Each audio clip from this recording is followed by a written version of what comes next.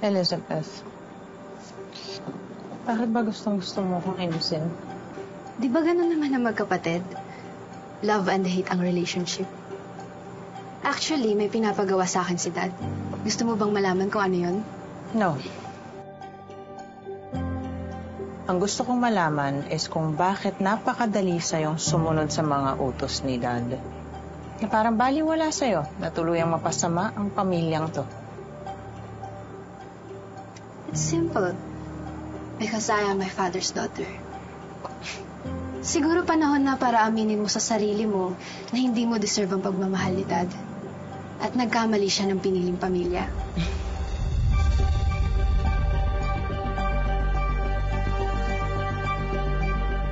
Mahirap lumaki ng walang tatay. Kinailangan namin ni Mommy maging matapang para mabuhay.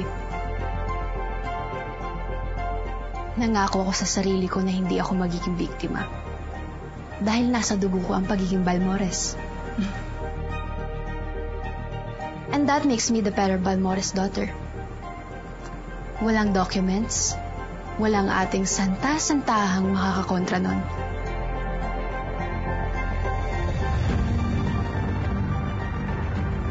Pangako ko sa inyo, papatunayan ko hanggang dulo.